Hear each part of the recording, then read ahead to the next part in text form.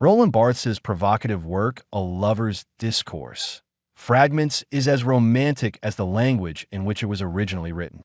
Translated from French for its 1977 publication, this whimsical text has become a literary classic in a category entirely its own. Blending theory, linguistics, philosophy, literature, and personal experience, Barthes delves into the complexities of love and its effects on the human mind. The novel employs a first-person narrative, giving it an intimate, autobiographical feel. Characters are minimal. Lovers are referred to anonymously, often as X. Though rooted in Barthes' own encounters, the work speaks broadly to anyone experiencing the highs of passion or the depths of heartbreak. The book functions as an image repertoire, a cascade of realities that seize the mind when one is in love.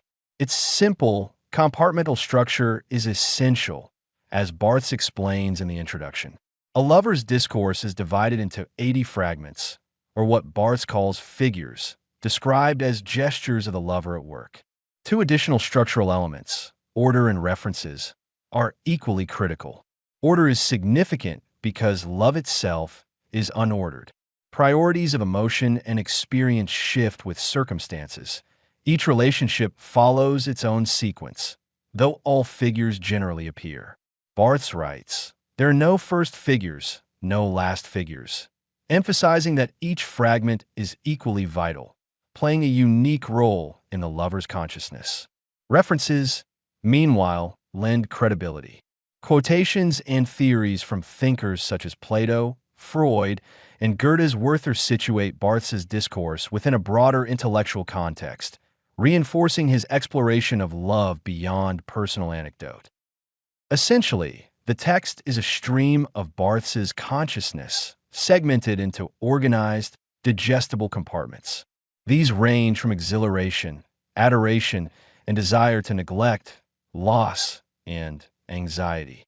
Each figure is defined concisely, imbued with emotion, insight, and wit. Notable figures include adorable, waiting, festivity, and suicide. Adorable captures the lover's inability to pinpoint what makes their beloved so special. Barthes even calls it a rather stupid word, framing it with a quote from Denis Diderot to highlight its repetitive, scratched record quality. Waiting arises when meetings are delayed, provoking anxiety. It signifies love itself, the restless anticipation of a phone call or the next encounter, or the hope that love will be reciprocated. Festivity illustrates how every moment with a beloved becomes a celebration, a reminder that every day is extraordinary in love's presence. Conversely, the figure of suicide represents the darker obsessions that can overwhelm a lover, often triggered by the intensity of other figures. These fragments are crafted with precision, reflecting the roller coaster inner life of someone immersed in love, whether reciprocated or not.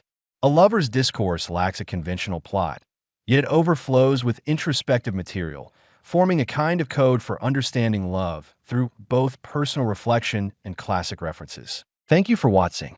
If you enjoy this video, leave a like and subscribe.